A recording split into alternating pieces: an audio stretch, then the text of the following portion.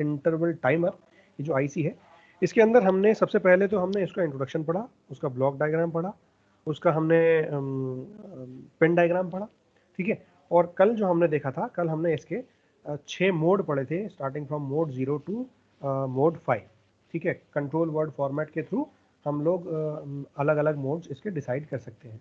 अब जो बात आती है वो बात बहुत इंपॉर्टेंट है, क्योंकि इस पूरे ऑपरेशन में ये दो चीज़ें बहुत इंपॉर्टेंट हैं कि काउंटर लैच कमांड क्या होती है और रीड बैक कमांड क्या होती है। देखो, मैंने जब स्टार्टिंग में आपको पहला इंट्रोडक्शन बताया था, तो उस इंट्रोडक्शन में मैंने आपको ये बताया था कि अगर मैं 8253 और 8254 में काउंट वैल्यू चेक करना चाहूँ, तो उस काउंट वैल्यू को चेक करने के मेरे पास दो तरीके हैं।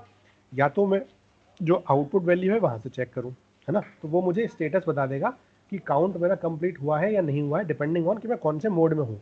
फॉर एग्जाम्पल, अगर मैं मोड 0 में हूँ तो मेरा स्टार्टिंग में आउटपुट होता है लो, और जब काउंट पूरा हो जाता है तो वो हो जाता है हाई, है ना। लेकिन अगर मैं मोड 1 में हूँ तो स्टार्टिंग में होता है मोड हाई, और जब वो काउंट पूरी हो जाती है तो वो हो जाती है लो। ऐसे ही अलग अलग मोड्स में उसकी कैरेक्टरिस्टिक्स अलग अलग हैं, तो डिपेंडिंग ऑन कि मैं कौन से मोड में हूँ, मैं उसकी आउटपुट की वेव फॉर्म के ट्रांजिशन को देख करके ये बता सकता हूँ कि मेरा काउंट पूरा हुआ है या नहीं हुआ है, ठीक। लेकिन अगर मैं बीच में पता करना चाहूँ कि मेरे सपोज मैंने 1,00,000 काउंट दे दिया, ठीक है, 1,00,000 टी स्टेट काउंट करे, और मैं पूछना चाह रहा हूँ कि 50% काउंट हो गई क्या, ठीक। अब बीच में अगर प्रोसेसर ये चाहे चेक करना कि कितनी काउंट हो चुकी है, तो वो कैसे चेक कर सकता है? तो वो चेक करने के लिए उसके पास एक सिंपल सा तरीका है, that is known as counter latch command. इसमें हम लोग क्या करते हैं, इसमें हम लोग काउंटर के साथ जो रजिस्टर होता है ना एसोसिएट, उसको लैच कर देते हैं। देखो, मेरे पास एक रजिस्टर, एक काउंटर है, ये सपोज काउंटर है, ठीक है। ये काउंटर में एक और दो इनपुट है, एक क्लॉक और एक मेरा गेट, है ना, और एक मेरी आउटपुट पिन है, ठीक। लेकिन इसके साथ एक डेटा बस कनेक्टेड है, और ये डेटा बस बेसिकली क्या काम कर रही है, डेटा बस इस काउंटर के अंदर काउंट वैल्यू को लोड कर रही है। और दूसरी चीज, अगर सपोज वो डेटा जो काउंटर के अंदर लोड है या जो काउंटर एक्चुअल में रीड कर रहा है, वो value by means of register, bye means of this data bus अगर प्रोसेसर को भेजनी हो तो भेज सकते हैं, ठीक है। तो यहाँ पर जो काउंटर के अंदर जो रजिस्टर है, काउंटर रजिस्टर, उस काउंटर रजिस्टर के अंदर जो वैल्यू है वो इस डेटा बस के थ्रू एक डेटा बस पे जाएगी, और इस डेटा बस के थ्रू वो डेटा बस बफर से होते हुए माइक्रो प्रोसेसर उसको रीड कर सकता है, अगर माइक्रो प्रोसेसर ने रीड कमांड इनिशिएट कर रखी है to microprocessor this can be sent, ठीक है। अब बात ये आती है कि कैसे मैं इस प्रोसेस को करूंगा। तो इस प्रोसेस को करने के लिए मेरे पास दो तरीके हैं, एक है काउंटर लैच कमांड, एक है रीड बैक कमांड, ठीक है। So we will start with the counter latch command, then we will see कि हमारा रीड बैक कमांड क्या होता है, और उसके बाद सबसे लास्ट टॉपिक है इंटरफेसिंग, जो कि मोस्ट इंपॉर्टेंट टॉपिक है। इंटरफेसिंग में हम लोग क्या करते हैं कि हम उसका पिन 8254 की जो पिन है और 8085 की पिन है, उन दोनों पिन को कैसे कनेक्ट करेंगे, किस तरीके से कनेक्ट करेंगे, ताकि हमारे दोनों के बीच में प्रॉपर इंटरफेसिंग हो पाए, प्रॉपर कनेक्शन हो पाए। और अगर मैं चाहता हूं कि कोई ऑपरेशन परफॉर्म करना, तो वो एक प्रॉपर कनेक्शन के थ्रू ही पॉसिबल होगा, ठीक है। So we will start with the counter latch command. Counter latch command में अगर आप ध्यान से देखो तो कंट्रोल वर्ड फॉर्मेट हमने पढ़ा था, और उस कंट्रोल वर्ड फॉर्मेट में हमारे 8 बिट थी, D7 से लेकर के D0 तक। D5 और D4 जो बिट थी, ये बिट मेरी बहुत इंपॉर्टेंट थी, क्योंकि RW1 और RW0 ये जो बिट थी, रीड राइट ऑपरेशन कर रहा था, है ना, कि मेरा 16 बिट डेटा है या 8 बिट डेटा है, बिकॉज 8 बिट डेटा या 16 बिट डेटा के अंदर मेरे को काउंट वैल्यू लोड करानी है। तो उसी में सबसे पहली चीज आती है 00, that is counter latch command, ठीक है। ध्यान से देखो, दिस काउंटर लैच कमांड ये क्या करता है, ये काउंटर लैच कमांड मुझे ये बताता है कि अगर इसकी वैल्यू 00 है, दोनों RW1 और RW0, तो मैं काउंटर लैच कमांड में जा रहा हूँ। मैं MSB LSB और MSB LSB दोनों 16 बिट डेटा रीड नहीं कर रहा, राइट नहीं कर रहा, मैं कहाँ पहुँच गया, मैं काउंटर लैच कमांड पर चला गया। फॉर एग्जाम्पल, अगर मैंने एक कमांड दी कि एक काउंटर 1 या काउंटर 2 या काउंटर 0, कोई भी काउंटर हो सकता है, वो सपोज 100 काउंट करे, ठीक है। 100 काउंट करने के लिए मैंने उसको कंट्रोल वर्ड फॉर्मेट दे दिया, ठीक है। मोड 0 में काउंट करे, तो सपोज काउंटर 0 सेलेक्ट करना हो तो मैं 00 दे दूंगा यहाँ पे, है ना। और मैं मोड 0 में काम करना चाहता हूँ तो भी 00 दे दूंगा। 100 अगर वो BCD नंबर है या बाइनरी नंबर है, तो मैं उसके हिसाब से यहाँ पर 1 और 0 दे सकता हूँ। अगर BCD नंबर है तो 1, बाइनरी नंबर है तो 0। ठीक है। लेकिन अगर मेरे को 100 सपोज बीसीडी नंबर है, ठीक है, दैट मीन्स वो 3 डिजिट का हो गया, तो मतलब एलएसबी और एमएसबी दोनों लोड करानी पड़ेंगी, तो मुझे ये वाला लोड कराना पड़ेगा 1 1।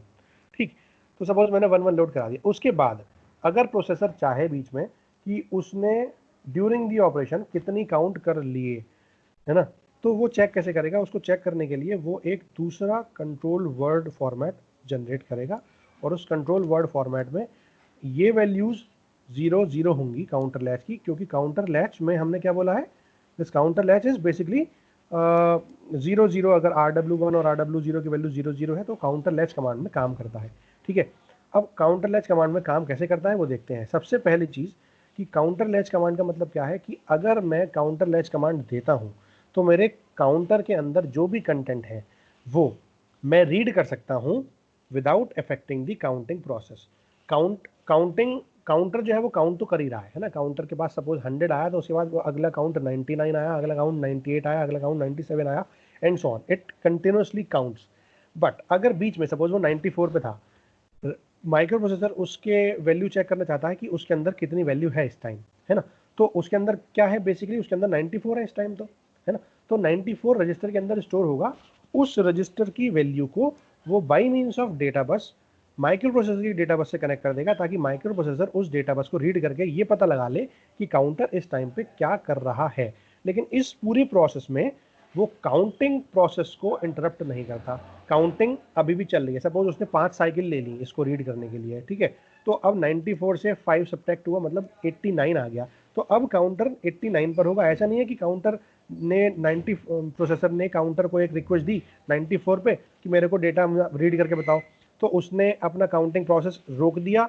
उसने कहा चलो ठीक है मेरा डेटा ले लो, और फिर आप जवाब दे दोगे कि हाँ अब मैंने रीड कर लिया है, तब मैं काउंटिंग शुरू करूंगा। नहीं, काउंटिंग चलती रहेगी। ठीक है, इसका मतलब यह है कि हम on the fly, that means हम अभी काम करते करते वी आर सुपरवाइजिंग, कि बेसिकली हमारा कोई काम इंटरप्ट भी नहीं हो रहा और हमने अपनी काउंटिंग को चेक भी कर लिया। सुपरविजन है एक तरीके से। तो this counter latch command is used to supervise the data available in the control register, data in available in the counter, so that it can be easily identified कि मेरे काउंटर की करंट वैल्यू बेसिकली है क्या। ठीक है, अगर मैं इस प्रोसेस को देखूं तो सबसे पहले जैसे ही काउंटर के पास काउंटर लैच कमांड की रिक्वेस्ट आती है using the control word format, वहां पर हम RW1 और RW0 की वैल्यू 0 0 कर देंगे, तो इसका मतलब काउंटर लैच करना है। तो वो पर्टिकुलर काउंटर जो पर्टिकुलर काउंटर मेरे को लैच करना है, वो काउंटर से काउंटर रजिस्टर लैच हो जाएगा। काउंटर के साथ एक काउंटर रजिस्टर है, ठीक है, काउंटर के साथ सपोज ये मेरा काउंटर है, इस काउंटर के साथ एक 8 बिट और 16 बिट के रजिस्टर्स अटैच हैं। ठीक है, मैंने यहाँ पर एक लैचिंग सर्किट लगा रखा है।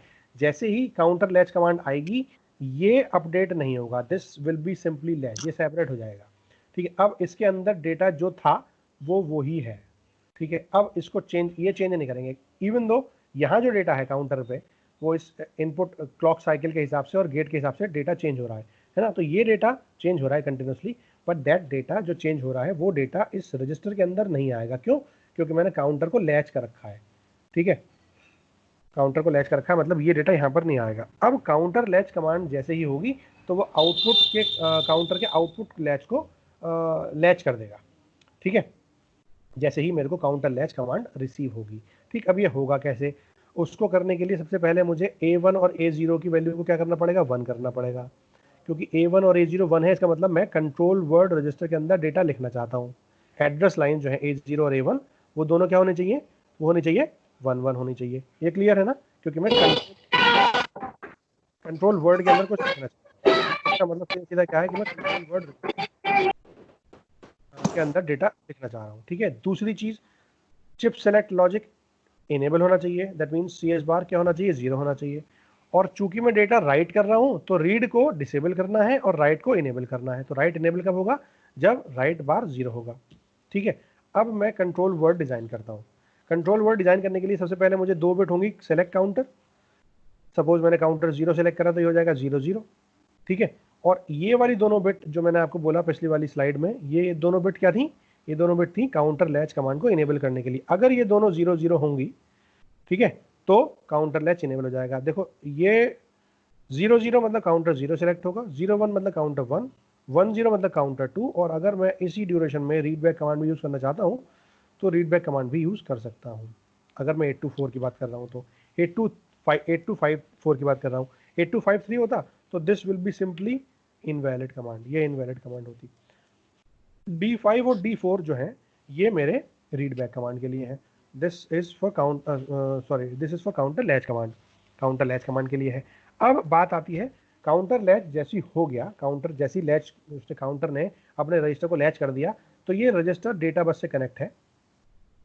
उस डेटा बस पे डेटा इसने डाल दिया और इस डेटा बस पे माइक्रो प्रोसेसर की अपनी डेटा बस होगी, उस डेटा बस से माइक्रो प्रोसेसर रीड कर लेगा डेटा। ठीक है, ये 8254 की इंटरनल डेटा बस है and this is the data bus for the micro processor connection of the micro processor data bus.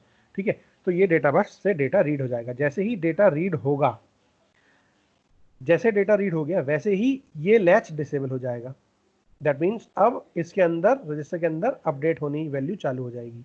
और अगर सपोज काउंटर ने इस रजिस्टर को लैच तो कर दिया लेकिन प्रोसेसर ने रीड नहीं करा, सपोज प्रोसेसर को 50 सेकंड 100 सेकंड बाद याद आया कि अरे मेरे को रीड भी करना था, तो उसने रीड सिग्नल जनरेट करा और फिर डेटा रीड करा, तब तक ये वही वैल्यू स्टोर करके रखेगा जिस टाइम तक इस काउंटर ने उस काउंटर ने इस डेटा को लैच करा था। ऐसा नहीं है कि वो डेटा अपडेट करता रहेगा जब तक कि वो डेटा रीड ना कर लिया जाए। जो भी ये रजिस्टर के अंदर डेटा है वो रजिस्टर वाला डेटा अगर रीड नहीं होता है तब तक ये डेटा काउंटर लैच के अंदर वो ही रहेगा जिस टाइम पर वो डेटा लैच किया गया था। अगर ये डेटा चेंज होता है तो वो चेंज केवल दो कंडीशन में होगा, या तो काउंटर को रीलोड कर दिया जाए या फिर काउंट वैल्यू को दोबारा कंट्रोल वर्ड को दोबारा रीप्रोग्राम करा जाए या दोबारा नया कंट्रोल वर्ड डिजाइन करके उसको अपडेट करा जाए। ठीक है, तो या तो काउंट वैल्यू अपडेट करो डेटा बस के थ्रू, काउंट वैल्यू भाई अब 5 बार करेंगे, अब 10 बार काउंट करो, 50 बार काउंट करो। या फिर दूसरा केस जब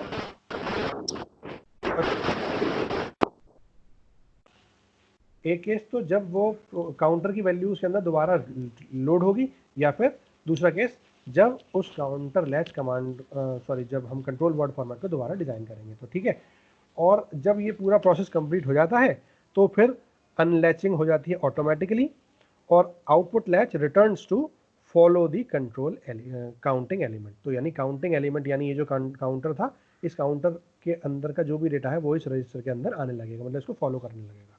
ठीक है, अब बात करते हैं रीड बैक कमांड की। समझ में आया आपको ये वाला काउंटर लैच कमांड? समझ में आ गई सब लोगों को? यस। ठीक है, अब रीड बैक कमांड देखो, काउंटर लैच कमांड में एक बहुत अच्छी बात है कि हम एक छोटी सी प्रॉब्लम है इसके अंदर कि हम रीड तो कर सकते हैं without affecting the counting process, लेकिन केवल एक काउंटर को रीड कर सकते हैं। ऐसा नहीं है कि हमने तीनों काउंटर को अलग अलग रीड कर लिया एक टाइम पे। लेकिन रीड बैक कमांड इस प्रॉब्लम को भी दूर करती है। सबसे पहली बात तो ये कि रीड बैक कमांड जो होती है वो 8253 के लिए एप्लीकेबल नहीं है। 8253 जब आईसी बनाई गई थी तो उसके अंदर केवल काउंटर लैच कमांड था, रीड बैक कमांड थी ही नहीं। ठीक है, तो जब 8254 आया तो उसके अंदर काउंटर लैच कमांड के साथ साथ रीड बैक कमांड को भी इनिशिएट करा गया। ठीक है, तो रीड बैक कमांड अगर आती है तो वो 8253 के लिए नहीं आएगी। पहली बात तो उसमें लिखा होगा रीड बैक कमांड एक्सप्लेन करो PIT के लिए, जिसकी आईसी नंबर है 8254। ठीक है, तो एक तो ये होगा। अब जब मैं काउंटर लैच की बात करता हूँ तो काउंटर लैच में हम क्या करते हैं कि वो केवल एक टाइम पर एक ही काउंट करता था, लेकिन रीड बैक कमांड क्या करेगी, रीड बैक कमांड एक टाइम पे सेवरल काउंटर्स को रीड कर सकती है, जिससे कि ये अलग अलग काउंटर लैच कमांड को राइट करना और अलग अलग काउंटर की वैल्यू को रीड करना उस चीज़ को एलिमिनेट कर देती है। अगर मेरे को तीनों काउंटर की वैल्यू चाहिए तो मैं क्या करूँगा, पहले मैंने काउंटर लैच कमांड डाली काउंटर 1 के लिए, फिर काउंटर 2 के लिए, फिर काउंटर 3 के लिए। पता लगा इतने में काउंटर 3 जो था, मतलब काउंटर 0 जो था, वो काउंटर 0 क्या कहते हैं, काउंटिंग पूरी प्रोसेस कंप्लीट हो चुकी है, तो वो तो प्रोसेस बेकार हो गया। ऐसे केस में क्या करूँगा मैं, अगर मैं केवल एक कमांड रीड बैक कमांड के थ्रू ये इनिशिएट करना चाहूँ तो मैंने केवल एक कमांड दे दी और मेरे को उसका काउंट वैल्यू और उसके स्टेटस की वैल्यू पता लग जाएगी। दिस रीड बैक कमांड ये मेरे को बताता है। ठीक है, तो हम करते कैसे हैं, ये दो चीज़ें बताता है। रीड बैक कमांड जैसे भी होगा तो हमें वो दो चीज़ें पता लगेंगी कि उसके अंदर काउंट वैल्यू कितनी है और उसके अंदर जो स्टेटस है वो कितना है। ठीक है। तो काउंट वैल्यू मुझे पता लगेगी डेटा बस के थ्रू, और स्टेटस पता लगेगा मुझे उस स्टेटस पिन के थ्रू। मतलब वो सीधा सीधा जो भी कंट्रोल वर्ड रजिस्टर है उस कंट्रोल वर्ड रजिस्टर की वैल्यू को एक्यूमुलेटर में या फिर किसी भी रजिस्टर में जिसके अंदर भी मेरे को लोड करना है उस रजिस्टर के अंदर वो फॉर्मेट लोड हो जाएगा। अभी मैं फॉर्मेट भी बताऊंगा कि बेसिकली होता क्या है वो। अब शुरू करते हैं कि रीड बैक कमांड जो है वो जैसे ही कंट्रोल वर्ड के अंदर लिखी जाती है तो उसका फॉर्मेट जो है वो ये है, D7 एंड D6 बिट जो है वो है ही, ठीक है। उसके बाद हम बात करते हैं रीड बैक कमांड के लिए ये होना चाहिए 1 1 होना चाहिए ना 1 1, क्योंकि ये वाली वैल्यू होती है SC1 और SC0। SC1 SC0 मतलब सिलेक्ट काउंटर। जब चौथा 1 1 होता है मतलब हम कंट्रोल वर्ड फॉर्मेट लिख रहे हैं, इसका मतलब ये वाली वैल्यू क्या होनी चाहिए, 1 1 होना चाहिए, ठीक है। अब ये वाली वैल्यू है D5 दैट इज काउंट बार, और ये वाली वैल्यू है स्टेटस बार D4, ठीक है। और बाकी इन तीनों में से कौन सा काउंटर सेलेक्ट करना है वो, और लास्ट वाली बिट हमने छोड़ रखी है, ठीक। अब इसको इनेबल कैसे करेंगे, इसको इनेबल करने के लिए सबसे पहली बात तो हमें A1 और A0 की वैल्यू क्या करनी पड़ेगी, 0 1 1, जिससे कि हम कंट्रोल वर्ड फॉर्मेट को लिख सकें। चिप सेलेक्ट को इनेबल करना पड़ेगा, रीड को डिसेबल करना पड़ेगा, राइट को इनेबल करना पड़ेगा by applying the appropriate control signals, ठीक है। अब काउंट वैल्यू, काउंट बार अगर 0 है इसका मतलब उसने काउंट वैल्यू को लैच कर लिया है, सेलेक्टेड काउंटर की काउंट वैल्यू को लैच कर लिया है ना। और अगर स्टेटस बार 0 है तो स्टेटस बार 0 का मतलब उसने स्टेटस को लैच कर लिया है, ठीक है। ये तीन पिन क्या बताती हैं कि अगर मेरे को सपोज केवल काउंटर 2 चाहिए, काउंटर 2 को सिलेक्ट करना है, तो या तो मैं काउंटर लैच कमांड से रीड कर लूँ, या फिर मैं रीड बैक कमांड से ये वाली वैल्यू कर दूँ 1 और बाकी कर दूँ 0 0, तो मैं अपने काउंट और स्टेटस पता कर सकता हूँ। लेकिन अगर मैं चाहूँ कि मेरे को सिलेक्ट दो काउंटर सेलेक्ट करने हैं, काउंटर 2 और काउंटर 1, तो मैं इसको भी 1 करूँ, इसको भी 1 करूँ, इसको 0 कर दूँ। इसका मतलब अब एक टाइम पे दो अलग अलग काउंटर्स की काउंटर लैच कमांड यानी रन होगी, और वो केवल एक कमांड से रन होगी, that is read back command से रन होगी, ठीक है। अब थ्योरी पढ़ लेते हैं इसकी कि इसमें बेसिकली है क्या। Read back command is functionally equivalent to several counter latch commands, ये हम बता ही चुके हैं, ठीक है। अब जैसे ही वो आता है डेटा, तो ये डेटा तो मुझे यहाँ से पता लग जाएगा, काउंट की वैल्यू तो मुझे पता लग जाएगी डेटा बस से, क्योंकि काउंट की वैल्यू डेटा बस पे आ जाएगी और डेटा बस को माइक्रोप्रोसेसर रीड कर लेगा, तो वो बता देगा कि उसकी वैल्यू कितनी है काउंट की। लेकिन अगर मुझे उसका स्टेटस पता करना है, तो स्टेटस पता करने के लिए मैंने देखा कि D4 बिट 0 होनी चाहिए। देखो D4 बिट 0 होनी चाहिए, ये वाली D4 बिट जो है स्टेटस की, ये क्या होनी चाहिए, 0 होनी चाहिए। अगर 0 है तो मतलब मैं उसका स्टेटस पता करना चाहता हूँ। अब स्टेटस पता करने के लिए प्रॉपर कंट्रोल वर्ड है, वो कंट्रोल वर्ड है ये काउंटर का स्टेटस फॉरवर्ड। इसमें D7 बिट जो D7 बिट से चेक कर सकता हूँ। अगर वो आउटपुट नहीं है, 0 है, इसका मतलब वो अभी भी काउंटिंग चल रही है, काउंटिंग प्रोसेस में, ठीक। ये जो दो बिट है ये वही है, RW1 RW0, या किसी भी पर्टिकुलर मोड में वो काम कर रहा हो, 1 1 या 0 1 या 1 0 या 0 0, ठीक है। मतलब ये बताएगा मेरे को मोड कि वो 8 बिट का LSB है, 8 बिट का MSB है, या 16 बिट का LSB और MSB दोनों डेटा है। काउंटर जो है वो 16 बिट का डेटा काउंट कर रहा है या 8 बिट का डेटा काउंट कर रहा है, ठीक है। तो ये पांचों वैल्यू, ये सॉरी छः वैल्यू, ये छः की छः वैल्यू मुझे क्या बताएंगी, ये छः की छः की वैल्यू उनमें वो बताएंगी कि जो मेरे इस पर्टिकुलर काउंटर की वैल्यू के साथ जिस मोड में जो काम करा रहे हैं हम, वो काम कितना बेसिकली है। M2 M1 M0 मुझे बताएगा मोड, और BCD मुझे बताएगा कि उसके अंदर बेसिकली वो BCD काउंटर है या सिंपल बाइनरी काउंटर है, ठीक है। D7 1 यानी आउटपुट पेन 1 है, और अगर D7 की वैल्यू 0 है इसका मतलब आउटपुट पेन पर 0 है ना, ये हमने देख लिया, ठीक। उसके बाद आता है D6 ये हम नल काउंट है, अगर इसकी वैल्यू 1 है इसका मतलब उसके अंदर कोई भी काउंट नहीं है, काउंट पूरे हो चुका है, और अगर इसकी वैल्यू 0 है इसका मतलब काउंटिंग अभी भी चल रही है, काउंटिंग अभी भी प्रोसेस में है, ठीक है। और बाकी जो D5 से D0 है ये पूरा काउंटर का प्रोग्रामिंग मोड है कि वो कौन से मोड में काम कर रहा है, इन तीनों से पता लग जाएगा वो कौन सा मोड है, इन दोनों से पता लग जाएगा कि वो 8 बिट का काउंटर है या 16 बिट का काउंटर है, और इससे पता लग जाएगा कि वो बाइनरी काउंटर है या बीसीडी काउंटर है। तो ये स्टेटस मुझे बताता है बेसिकली कि मेरे जो डेटा जो भी मैं रीड करना चाहता हूँ उस कंट्रोल वर्ड रजिस्टर के थ्रू वो डेटा बेसिकली मेरा है क्या। तो ये 6 बिट एंड वाली 6 बिट तो जो सेम है वही रहेंगी, और जो बाकी स्टार्टिंग वाली 2 बिट है, ये 2 बिट मुझे बताएगी कि आउटपुट पर 1 है या 0 है। आउटपुट पर 1 है इसका मतलब मेरा काउंट आउट मतलब पूरा हो चुका है या नहीं हो चुका है, ठीक है। और दूसरा ये बताएगा ये नल काउंट, मतलब काउंट की वैल्यू अगर 1 है इसका मतलब मेरा काउंटिंग प्रोसेस पूरी हो चुकी है, और अगर ये 0 है इसका मतलब काउंटिंग अभी भी चल रही है। मतलब मैं दूसरी रीड बैक कमांड दे सकता हूँ अगर उसके डेटा को, उसके स्टेटस को दोबारा रीड करना चाहूँ तो। क्लियर है? Yes sir. अब हम चलते हैं। तो इंटरफेसिंग में सबसे पहले आपको ये पता होना चाहिए कि हमारी 8254 कितने पिन की आईसी है। 8254 हमारी आईसी है वो 24 पिन की आईसी है ना। उस 24 पिन में 8 पिन तो डेटा बस वाली है ना।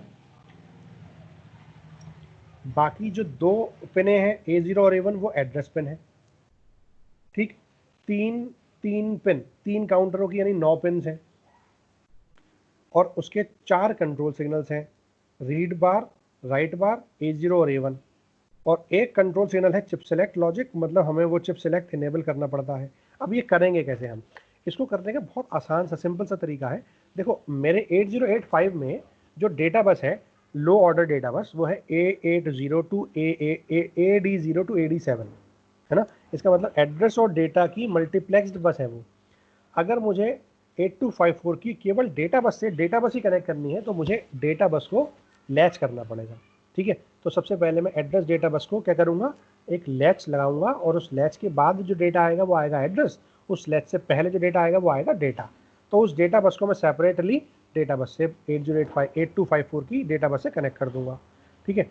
और जो एड्रेस आया उसमें से केवल 2 पिन निकालूंगा मैं, A0 और A1, क्योंकि वही बेसिकली एड्रेस पोर्ट का कैलकुलेशन के लिए काम में आएंगी, ठीक है। अब जो बाकी बची 8 बिट एड्रेस की A8 टू A15, उसको plus input output oblique M बार वाली पिन को मैं एक डिकोडर से पास कराऊंगा। वो डिकोडर मुझे चिप सेलेक्ट लॉजिक को जनरेट करने का सिग्नल प्रोवाइड करेगा, ठीक है। इनपुट क्लॉक वो अलग क्लॉक से कनेक्टेड होगी। जो गेट है वो गेट भी मैं प्रोसेसर से दे सकता हूँ, या चाहे तो मैं कंट्रोलिंग सिग्नल एक्स्ट्रा भी ले सकता हूँ, ठीक है। और जो आउटपुट सिग्नल है बेसिकली काउंटर के साथ जो आउटपुट पिन है, वो आउटपुट पिन क्या करती है, वो आउटपुट पिन प्रोसेसर को इंटरप्ट करने का काम करती है। मतलब अगर मैं मेरी काउंटिंग प्रोसेस कंप्लीट होने के बाद प्रोसेसर को ये बताना चाहूँ कि मेरी काउंटिंग प्रोसेस कंप्लीट हो चुकी है, अब आपको मैं इंटरप्ट दे रहा हूँ, मतलब मैं काउंटिंग प्रोसेस कंप्लीट होने का नोटिफिकेशन दे रहा हूँ, ठीक है। तो मैं वो उस पिन को, आउटपुट पिन को किससे कनेक्ट करूँगा, उसको RST 5.5 या RST 6.5 या RST 7.5 किसी भी इंटरप्ट पिन से कनेक्ट करूँगा, ठीक है। तो देखते हैं डायग्राम से क्लियर हो जाएगा। देखो ध्यान से देखो, मेरे पास AD0 टू AD7 था माइक्रो प्रोसेसर 8085 के अंदर। मैंने इसको एक लैच से पास कराया using this ALE pin. ALE अगर 1 है इसका मतलब उसने एड्रेस को और डेटा को सेपरेट कर दिया। तो यहाँ पर आया एड्रेस, इसमें से मैंने केवल 2 पिन निकाली हैं, A1 और A0, बाकी सारी पिनें मैंने अनकनेक्टेड छोड़ दी हैं, बाकी 6 पिन, ठीक है। और ये जो डेटा है, ये डेटा पूरा पूरा कनेक्टेड है किससे, डेटा बस से। डेटा बस कौन सी है, डेटा बस 8253 या 8254 की कौन सी है, D0 टू D7, ठीक है। तो 8253 या 8254 जो आईसी है, इसकी किसी भी पिन डेटा D0 से D7 को मैं माइक्रो प्रोसेसर के D0 से D7 वाली बिट से कनेक्ट कर दूंगा, ठीक। अब मैंने आपको बताया हाई ऑर्डर एड्रेस बस को हम डिकोडर से पास कराते हैं along with input output oblique M बार। क्यों? क्योंकि यही मुझे बताएगा कि मेरा प्रोसेस इनपुट आउटपुट रिलेटेड है या मेमोरी रिलेटेड है, ठीक है। अब ये डिकोडर से पास होगा, तो डिकोडर से पास होने के बाद ये एक चिप सेलेक्ट लॉजिक को जनरेट करेगा, तो चिप सेलेक्ट लॉजिक पिन से कनेक्ट हो जाएगा, ठीक है। रीड बार और राइट बार जो प्रोसेसर के हैं वो ही एज इट इज मेरे 8253 या 8254 वाली आईसी से कनेक्ट हो जाएंगे, कोई चेंज नहीं है इसके अंदर। और जो मेरी काउंटर्स की आउटपुट पिन्स हैं, इस आउटपुट पिन को मैंने किससे कनेक्ट कर रखा है, इस आउटपुट पिन को मैंने कनेक्ट कर रखा है RST 5.5 से। ठीक है। तो अगर आउटपुट 0 आता है तो मैं इन्वर्टर से पास करा दूंगा, अगर आउटपुट 1 आता है तो मैं उसको विदाउट इन्वर्टर पास करा दूंगा, ठीक है। क्योंकि मोड्स में कभी कभी 0 से आउटपुट 1 होता है, कभी आउटपुट 1 से 0 होता है। तो अगर 0 से 1 होता है तो कोई दिक्कत नहीं है, क्योंकि INTR पॉजिटिव सिग्नल पे वर्क करेगा। लेकिन अगर वो इन्वर्ट हो रहा है, मतलब आउटपुट 1 से 0 हो रहा है काउंटिंग खत्म होने के बाद, तो यहाँ पर मुझे एक इन्वर्टर लगाना पड़ेगा, जिससे कि मैं काउंटिंग ऑपरेशन को आइडेंटिफाई करने के बाद प्रोसेसर को इंटरप्ट कर पाऊँ, है ना। तो इंटरप्ट करने के लिए मुझे यहाँ इंटरप्ट पिन्स पर पॉजिटिव सिग्नल देना पड़ेगा, प्लस लॉजिक देना पड़ेगा, पॉजिटिव लॉजिक देना पड़ेगा, है ना। तो उस लॉजिक 1 को देने के लिए मैं एक इन्वर्टर भी लगा सकता हूँ। देयर मे बी पॉसिबिलिटी कि मैं अलग अलग आउटपुट पिन्स को अलग अलग प्रोसेसर से कनेक्ट करूँ, अलग अलग प्रोसेसर की इंटरप्ट पिन से कनेक्ट करूँ। हो सकता है आउट 1 को मैं RST 6.5 से कर दूँ, आउट 2 को मैं 7.5 से कनेक्ट कर दूँ, है ना। या हो सकता है मैं इस तीनों आउट पिनों को कुछ डिकोडर का इस्तेमाल करके या कोई और पेरिफेरल डिवाइस का इस्तेमाल करके केवल एक इंटरप्ट पिन से भी कनेक्ट कर सकता हूँ, ठीक है। ये क्लियर हो गया?